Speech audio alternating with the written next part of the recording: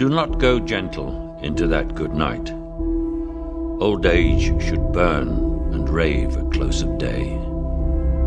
Rage, rage against the dying of the light.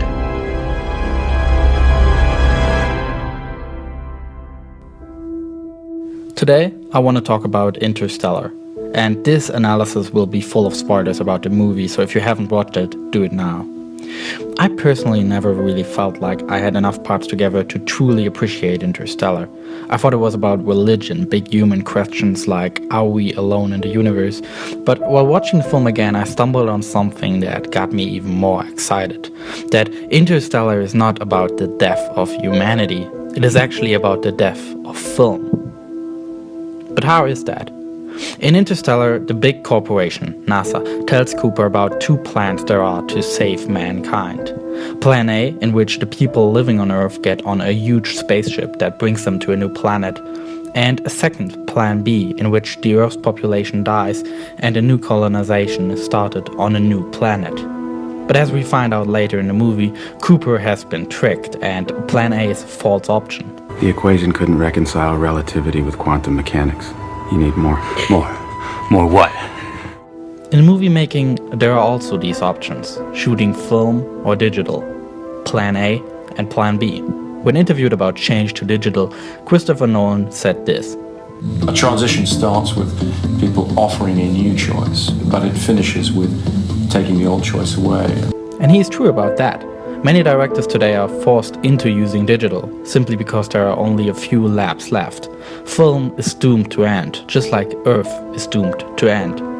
Big studios like Paramount, which ironically co-produced Interstellar, even stopped releasing film prints, which makes Interstellar, which is completely shot on film, one that is risen from the death. A big format film, some parts in 35mm, others in full 65mm IMAX. Well, that sounds cheerful. Lazarus came back from the dead. Sure, but he had to die in the first place. In the last decade, digital film cameras and cinema projection almost completely swallowed the market. Most of the movies that you see today aren't shot on celluloid film anymore, but on cameras with digital sensors, just like in your DSLR. Your daughter's generation will be the last to survive on Earth. The term generation also is heavily used for stages of film prints. We then follow the pilot, Cooper, as he leads the crew on this journey for a new home. It has been noticed in the past that the characters in Nolan's films often symbolize members of a film crew. And in this movie, Cooper is definitely the director. The pressure for filmmakers to shoot digitally becomes higher and higher, and the character of Cooper is pressured into his farming job, which he hates. He dislikes digital robots and prefers old ways of communication like Morse code or flying manually without autopilot. Cooper isn't a man for his time. You're the one who doesn't belong. Born 40 years too late or 40 years too early. My daughter knew it.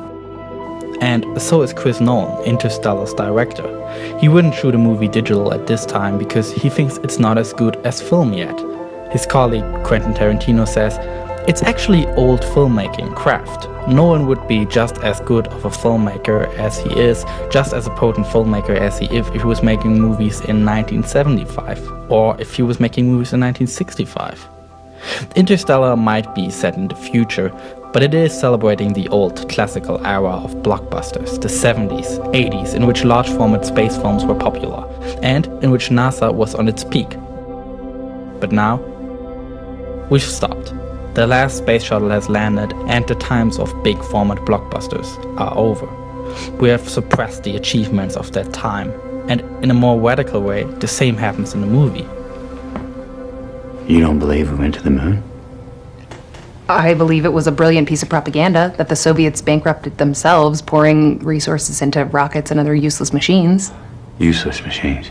And if we don't want a repeat of the excess and wastefulness of the 20th century, then we need to teach our kids about this planet, not tales of leaving it.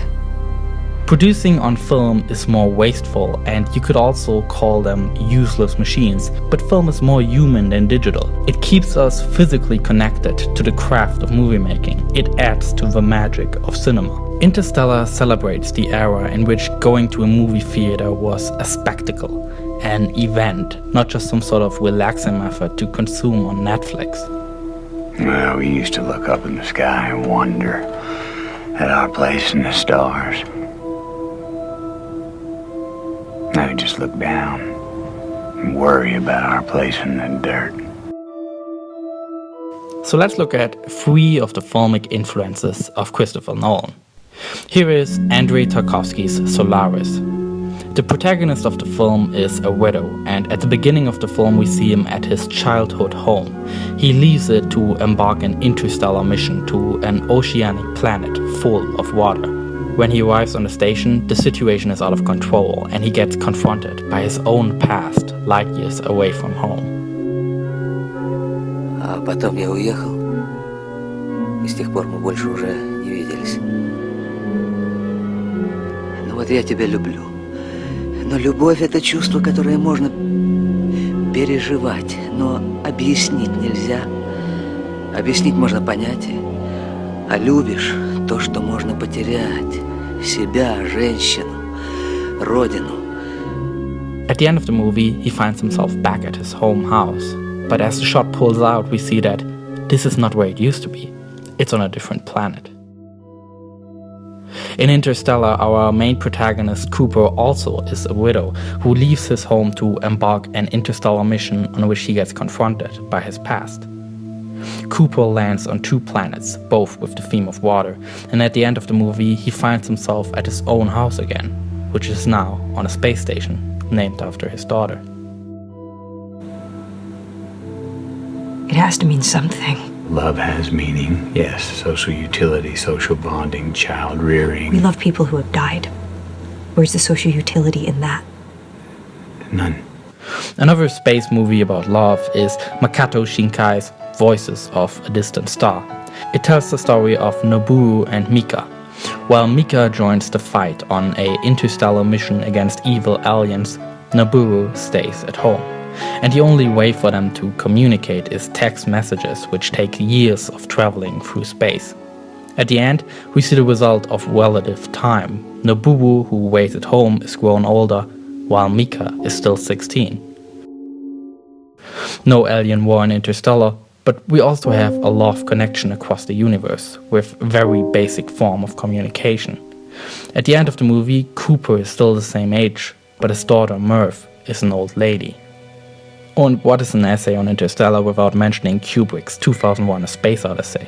A film where we see a giant rotating space station orbiting the Earth, a father chatting with his daughter over the distance of space, a robot on a mission, square-shaped with a human voice, and at the end of the movie, one astronaut that aims to understand more about the mystery of space gets pulled into a stream of lines made out of light.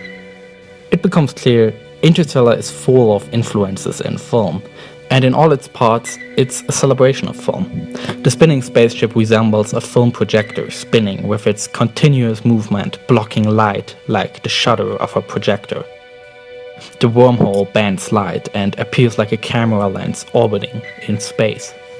2/3 in the movie, Cooper performs a stunning docking where he has to bring 2 spaceships in identical rotating speed, a maneuver very similar to a changeover of a film projectionist, where one rotating roll of film has to be switched with another in order to run the film smoothly.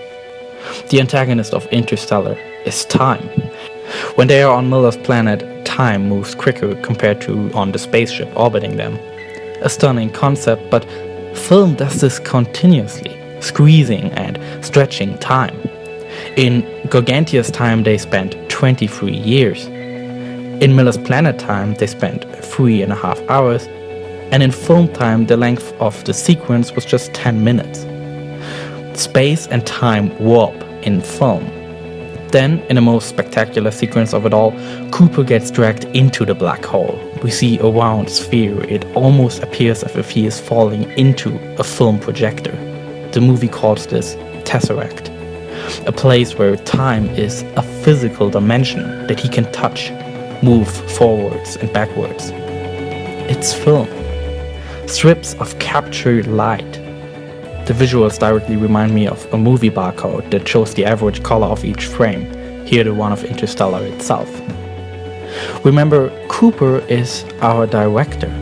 By touching the strip of time, he can manipulate the story, just like a filmmaker. Either by giving a new piece of information to a character, which he does in Morse code, transmitting information about the singularity to his daughter, Murph, or by creating the setting. Cooper transmits the coordinates of NASA to himself in the past. He sets up the foundation for the entire story that we just watched. Just like a screenwriter, he starts from the end of the film. The higher dimensional beings that Cooper describes, it's us. Interstellar is meant to leave questions unanswered, to be Kafkaesque, an artwork that straddles fantasy and reality and keeps a sense of striving even in the face of bleakness, hopelessly and full of hope at the same time. Interstellar is about the end of the Earth and the end of film, yet it celebrates celluloid like no other current production. With the movie being shot all on film, it is a literal wage. A wage against the dying of the light.